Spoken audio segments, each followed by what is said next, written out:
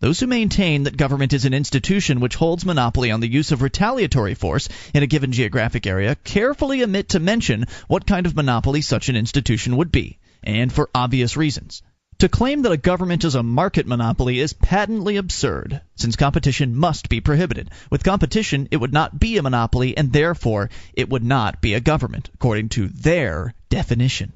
If they admit that government is a coercive monopoly, they could not fail to see that they were advocating an institution which is inherently evil, and that to advocate that which is wrong is itself evil. It is perfectly clear that every government which ever existed, including today's governments, has maintained its existence by initiated aggression against its citizen subjects, and further, could not continue to exist without such aggression which violates human rights.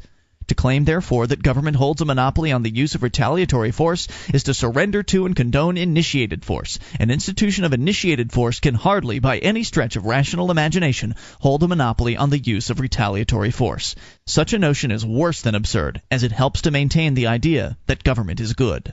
Government, being a coercive monopoly, must maintain its monopoly position by the initiation of force, which requires that government be a repository of power. Because of this concentration of power, it is held that some restraint must be put on government to prevent it from riding roughshod over its citizens. Since government is a monopoly with which its citizens must be forced to deal, it can allow no competition which would furnish external restraints, as there are with free market institutions. Any outside force strong enough to effectively check the power of government would destroy its monopoly position. Restraints must therefore be internal, in the form of so-called checks and balances. But any system of governmental checks and balances is necessarily large, unwieldy, and expensive, which puts a far heavier burden on those who must support it than its functions would warrant, even if one overlooks the fact that governmental functions are coercive. Further, a position with even a small amount of power over others is attractive to men who want to wield power over others. A rational man, a productive man with a high degree of self-esteem, will have no desire for such power. He has more interesting and rewarding things to do with his life, and he abhors slavery of any kind. But a man who has failed to set and reach productive goals, a man who has never done anything worthwhile by his own standards, will often seek to disguise his feelings of inadequacy by taking a position of power in which he can experience the pseudo-self-esteem of telling others how to live their lives. So government, by its very nature, tends to attract the worst of men, rather than the best, to its ranks. Even if a government were started by the best of men with the best of intentions, when the good men died off and the good intentions wore off, men with a lust for power would take over and work ceaselessly to increase government influence and authority, always for the public good, of course. Because government attracts the type of men who desire power over others, no system of checks and balances can keep government permanently limited. Even with an extremely strict constitution, it's impossible to impose limitations which some other men cannot eventually find a way to get around. The best that can be hoped for from constitutional checks and balances is to limit the government for a longer period of time than has yet been achieved. The USA holds the record to date, around 2 centuries, to degenerate to a mixture of fascism and socialism, a new brand of sophisticated totalitarianism. It has been said that the price of liberty is eternal vigilance, but such vigilance is a constant, non-productive expenditure of energy, and it's grossly unreasonable to expect men to keep expending their energy non-productively out of unselfish idealism. There is no area of the free market which requires the constant vigilance of the entire population to keep it from going awry. We would all be shocked and indignant if we were admonished to give such attentions to, say, the dairy industry in order to have our milk delivered unsour. Government consists of men who govern or rule over others by initiated force. This means that government inevitably sets men against each other, as each interest group seeks to be among the rulers, or at least on good terms with the rulers, instead of among the ruled. Such conflict between interest groups is the most pronounced in a democracy. Because in a democracy the course of government is determined largely by pressure groups, who have special pull and or can deliver votes and money. Each pressure group fights to gain control of the government long enough to force the passage of legislation favoring it or crippling its opponents.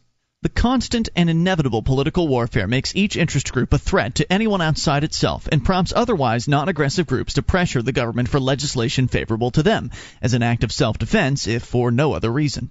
Thus, government creates a situation in which each man must fear everyone who belongs to a different interest group or has a different lifestyle. Black people fear suppression by whites, while whites are apprehensive about blacks gaining too much power. Middle-class, middle-aged, straight people dread the day when young hippies will be old enough and strong enough to seize power and force legislation favoring the hip culture. Hippies, meanwhile, resent the straight lifestyle which the present laws attempt to force on them. It's labor versus management, urbanites versus suburbanites, taxpayers versus tax consumers, in an endless, costly, and totally unnecessary battle.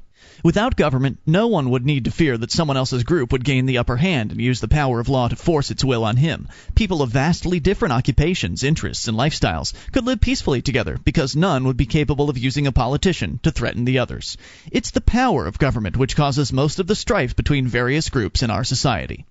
Governments have always found it necessary to use force against both their own citizens and other governments. This isn't surprising when one realizes that any government can continue to exist only by maintaining a monopoly in its area of operations, and that it can only maintain this monopoly permanently by the use of force. Wars and repressions are an inevitable byproduct of government. They are simply the coercive monopoly's normal reaction to external and internal threats to its position. The more areas within its boundaries a government seeks to monopolize, that is, the more totalitarian it is, the more repressions it will have to use against its citizens, and the more bloody and violent these repressions will be. The more areas outside its boundaries a government seeks to control, that is, the more imperialistic it is, the more wars it will have to engage in, and the more prolonged and destructive these wars will be. Some governments are far more totalitarian and imperialistic than others, and are, consequently, more cruel and bloody. But every government must initiate force, because every government is a coercive monopoly. Wars and repressions are inevitable so long as governments continue to exist. The history of governments has always been, and always will be, written in blood, fire, and tears. In addition to all the rest of its defects, the structure of any government is incurably arbitrary, and therefore without reason. Any institution which is not a part of the free market, and therefore not subject to the rules of the market, must be set up and operated on the basis of arbitrary rules, and thus cannot be just and reality-oriented. Private business is guided by reality in the form of the market. A successful entrepreneur operates his business in accordance with the law of supply and demand, and so has reality-centered reasons for the decisions he makes. But government is outside the market, unguided by the realities of the market, and thus can only be operated by arbitrary decisions. The truth of this can be seen when one honestly tries to determine just how the institution of government should be implemented, which also explains why few advocates of liberty have attempted this impossible task. For example, how should judges be chosen, by election or appointment? If elected, to what terms and by what electorate, local, state, or national? By partisan or nonpartisan designation? If appointed, by whom and with what controls?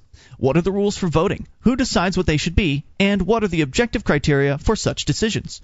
Arguments over such matters are both endless and fruitless, because there are no non-arbitrary answers. For a private business, the primary purpose of its existence is to make profits, which it can only do by pleasing its customers. Profit is the success signal for any businessman operating in a free market, the signal which tells him he's succeeding in the job of satisfying his customers. When a businessman begins to suffer losses, he knows he's made mistakes and that consumers are dissatisfied with his product or service. The profit signal unerringly guides businessmen towards those actions which produce the most consumer satisfaction. But a government is a non-profit, extra-market organization maintaining itself not by willing exchange but by the forcible seizure of goods, taxation.